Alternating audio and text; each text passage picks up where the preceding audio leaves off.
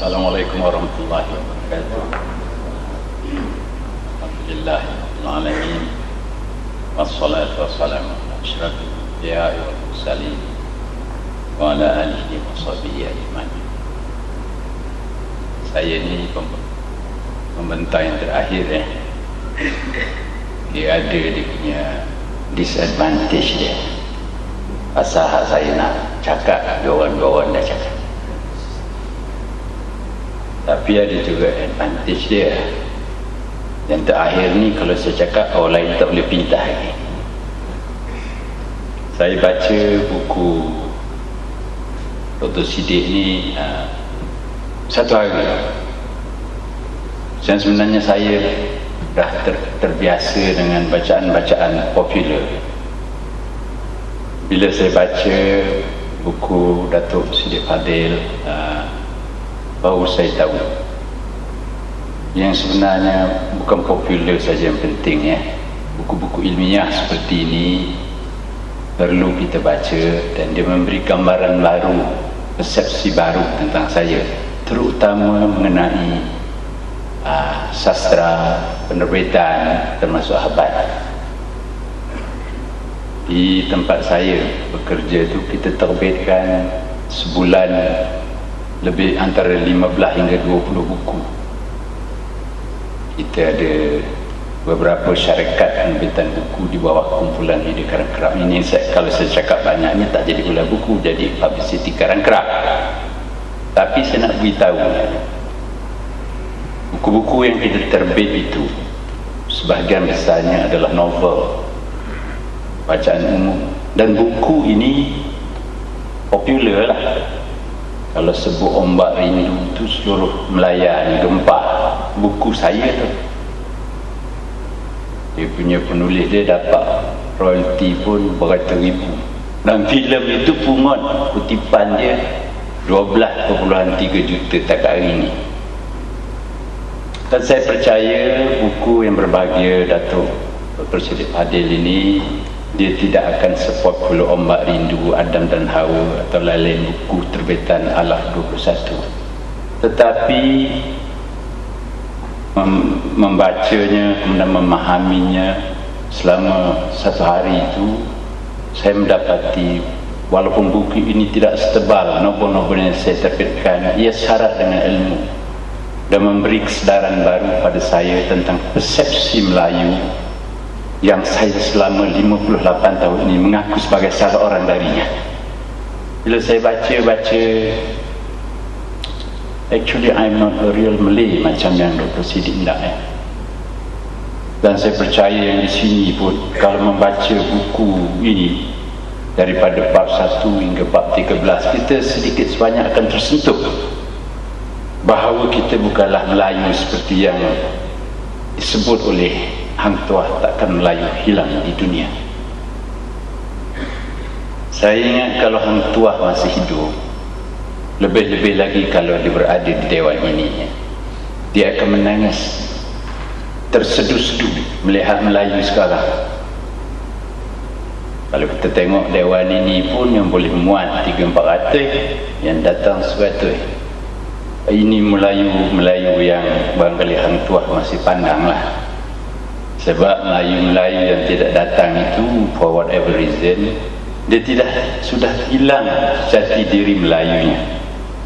Dan apabila saya membaca buku yang berbahagia Datuk Dr. Siddiq Fadil ini, saya berazam untuk membaiki diri saya sebagai seorang Melayu.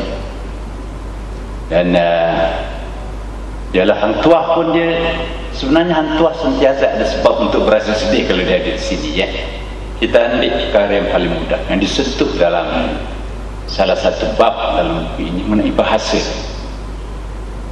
Kalau mengikut Datuk Dr. Siddiq Fadil, kita mesti menegakkan bahasa Melayu, kerana bahasa menunjukkan bangsa.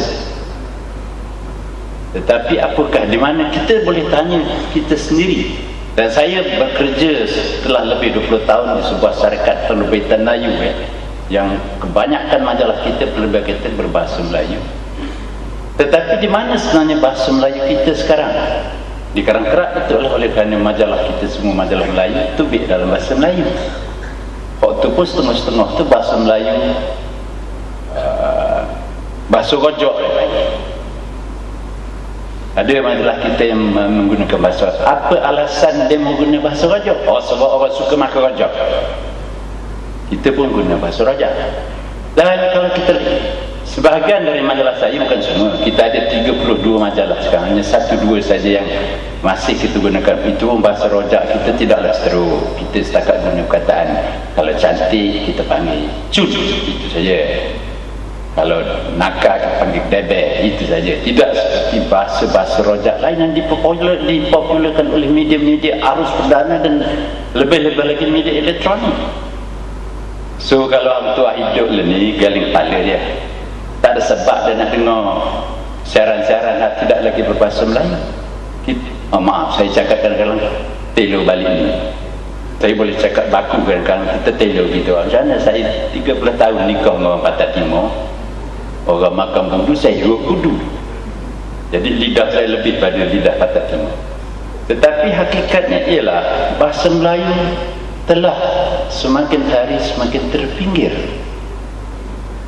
Di radio, di TV, di media-media elektronik yang lain, dia tidak lagi mengamalkan bahasa Melayu, dia mengamalkan bahasa rojak. Para menteri kita cakap Melayu bercampur dengan orang putih. Cuba kita dengar bahasa. Mana-mana menteri Melayu kita yang diinterview di stesen TV Melayu, dia akan cakap ayat Melayu 1-2, lepas tu dia campur orang putih. Dan inilah orangnya yang pada saat dan ketika lain memperjuangkan bahasa Melayu habis-habisan. Kita dapat mempertahankan bahasa Melayu hingga ketitisan darah yang akhir, tapi dia cakap orang putih di TV campur balok sekali dengan bahasa Melayu. So, tuah boleh nangis kalau dia mari sini. Mana pula bahasa Pilih? Begitu jadi dia. Kalau nak tahu lebih detail tentang sindiran yang berbahagia Datuk Dr. Siddiq Fadil mengenai bahasa ni, bacalah bab.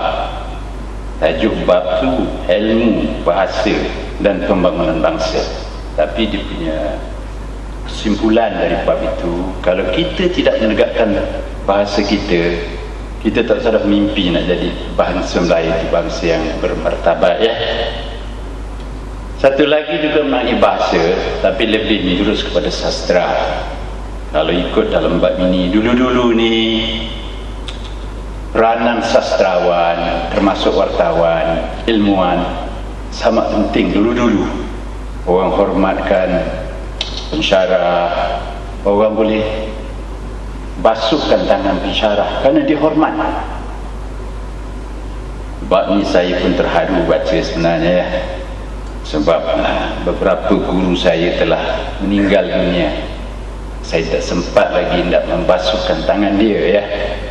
So bila saya baca ni, begitulah hormatnya orang dulu pada guru dia ya. Dan lebihnya orang hormat lagi tu lagi.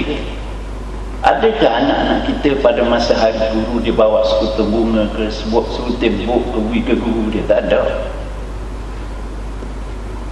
So lepas ini siapa-siapa yang ada anak tu, bila hari guru suruhlah dia bawa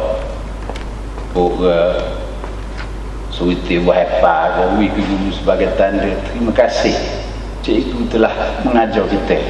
Kalau tak ada cikgu, kita tak kenal huruf ABC, tidak boleh jadi Datuk Jalil kerana guru ya. Dan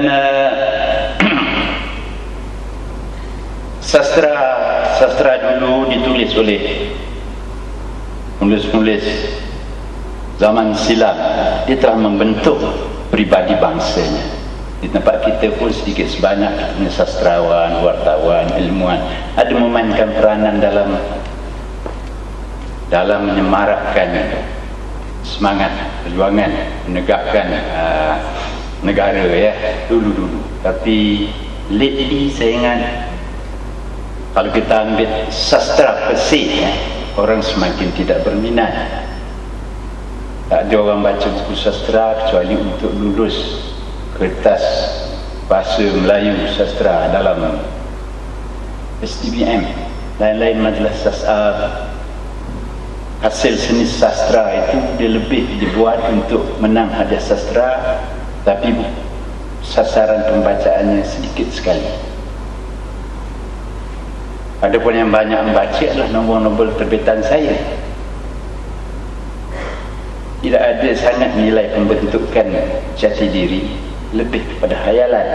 Ni kalau toke saya dengar ni, dia suruh saya berhenti. Buat apanya demo cakap negatif tentang buku hamba. Tapi yang bagus juga, dulu ni orang Melayu tak nak baca. Jadi saya, Cik Nordin dengan Datuk Usyamuddin kata kita kena terbitkan buku orang suka baca. Mula-mula nak tarik orang baca dulu. Itu lah terbit cerita-cerita cinta. Cerita-cerita pen jatuh dekat tersembah, laki tu ambil ubi pada puang tu, mata bertentang mata, timbul cinta. Stereotip cinta Melayu dah laku. Tapi nak beritahunya, learning kita ada 3 syarikat buku. Satu tu buku cinta lah, walaupun sekarang dah meningkat cinta pada Allah, cinta kepada kita. Tapi memang ada sasaran lebih. Kita buku Perimasan yang Berhad, kita terbit buku-buku ilmiah. Dan satu lagi Karabistari, kita mula terbit buku agama ya. Sebab kita rasa orang sudah mula membaca, kita kena sediakan bacaan yang tidak stereotip lagi, tetapi bacaan yang membentuk jati diri seperti yang dikendaki oleh Dr. Siddiq dalam salah satu chapter dia. Jadi di samping membaca buku-buku yang saya terbitkan, bacalah juga buku-buku yang ditulis oleh para ilmuwan dan para sejarawan ya. Sebab macam yang disebut, ada masa ini, ada juga sebenarnya juga yang disebut oleh Profesor Fuad tadi, kita punya sejarah ni diketahui banyak menerusi penulis-penulis barat. Penulis barat dia memang menjadi kesukaan dia membodohkan orang lain. Dulu sampai sekarang kalau kita baca penulis-penulis barat, persepsi dia tentang Melayu super lah. Lebih-lebih lagi orang Melayu sendiri pun tidak banyak mengubah diri dia. Kalau kata majlis kahwin pukul 8, dia akan sampai pukul 8.45 tanpa rasa malu sedikit pun, sebab dia tak ada malu. Sebab itu ada timbul perkataan time lain. Tak ada kata time Jawa ke, time Bugis ke, time Melayu. Sebab Melayu telah diidentifikasikan sebagai spesies insan yang memang suka melengah-lengahkan waktu. Tapi dialah yang selalu kata demi masa. Dialah yang kata masa itu masa itu duit, masa itu saham pelda atau apa sahaja yang bawa keuntungan lah. Tapi inilah bangsa yang dari dulu sampai sekarang selalu memperleceh dan memperlengkitkan waktu. Sebab itu apabila saya baca buku Dr. Siddiq ni, banyak yang saya kena baca buku-buku lain dalam usaha untuk memperbaiki diri saya, yang saya ingat selama ni lebih kurang separuh saja Melayu. Lain tu muka Melayu lah, tak ada banyak elak, saya dengkemek. Kalau itu termacung super Richard Mark, tak ngaku Melayu. Kalau klik dengkemek, dia jadi Melayu lah. Saya kena perbaiki diri. Dan marilah kita sama-sama ya, kalau ada masa baca buku ini. Bagus lagi kalau beli, sebab harga dia pun tidak mahal. Kita baca, mudah-mudahan apa yang Dr. Siddiq kemukakan dalam buku dia itu menjadi petunjuk pada kita. Dan dengan petunjuk itu mudah-mudahan kita dapat menyemarakkan pula pada kawan-kawan kita, anak-anak kita, isteri-isteri kita, suami kita ke apa-apa, dan kita akan jadi Melayu yang lebih sempurna, ada jati diri, dan bukan Melayu yang suka menjadikan Melayu takkan hilang di dunia. Sebab Melayu dah nak hilang dah ni, tinggal lagi dalam Malaysia ni jauh je.